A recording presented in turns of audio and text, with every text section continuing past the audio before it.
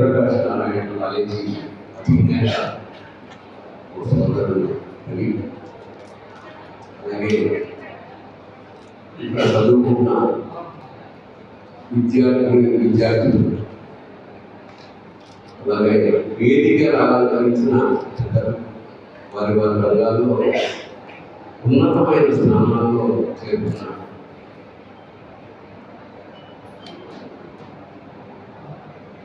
విద్యార్థులకి చెప్పిన ఒకటే మాట చెప్తా, మీరు ఇక్కడ 2 ఏళ్ళు 3 ఏళ్ళు 4 ఏళ్ళు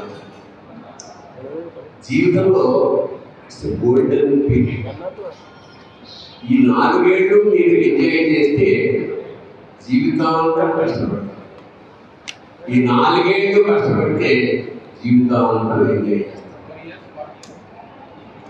అది ఎవరికైనా. అలాగే కూరగాయలు చాలా రకాలు ఉంటాయి. వంకాయలు, బెండకాయలు, బీరకాయలు, దోసకాయలు, టమాటాలు, పచ్చిమిరపకాయలు, ఇవన్నీ 2-3 రోజులు పాడైపోతాయి. మహా అయితే ఫ్రిడ్జ్లో పెట్టేవన్నీ. కానీ ఒకే ఒక కూరగాయలు గుమ్మడికాయ చూసారా, అది నెలైనా 2 నెలలైనా 3 నెలలైనా ఎప్పుడు పోసినా తాజాగా ఉండే కాయ గుమ్మడికాయ. అలాంటి గుమ్మడి నర్సయ్య గారు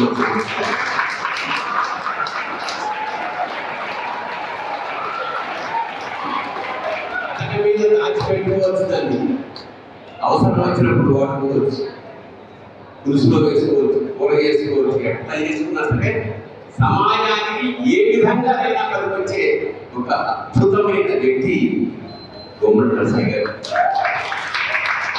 నేను నా జీవితంలో చాలా తక్కువ మంది మహానుభావులు, అంటే రాజకీయాలు ముఖ్యంగా సత్యనపల్లిలో ఆవిడాల గోపాలకృష్ణయ్య గారు ఒక ఆయన ఉండేవారు, మహానుభావుడు. ఆయన బ్రహ్మచారి. ఆయన ఇంటికి తాళం కూడా లేదు. ఆయన ఇంట్లో ఒక మంచం, ఒక పడకుర్చి, ఒక కుండ, అంతే. దర్శాలు. రాజకీయాల్లో దాదాపు 50 ఏళ్ళు పనిచేసిన ఆవిడాల గోపాలకృష్ణయ్య గారిని నేను పర్సనల్గా చూశాను. ఆ తర్వాత గుమ్మడి నరసయ్య గారికి వాళ్ళ సత్కారం అంటే కావాలని ఆయన చూడడానికి, ఆయన దర్శనం చేయడానికి, ఆయన పక్కన కూర్చోడానికి వచ్చాను. రాజకీయాల్లో ప్రజాసేవ కోసమే, ప్రజల కోసమే జీవితాన్ని ధారపోతూ తను సామాన్యంగా, అంటే ఒక నిచ్చెన ఉంటుంది. నిచ్చెన యొక్క పని ఏంటంటే ఎక్కి పైకి పోతారు, నిచ్చెన ఎక్కడే ఉండిపోతుంది. ఒక పడవ ఉంటుంది, ఆ పడవలో యుద్ధం నుంచి అవతల తీరం వెళ్ళిపోతాం, కానీ పడవ అక్కడే ఉండిపోతుంది.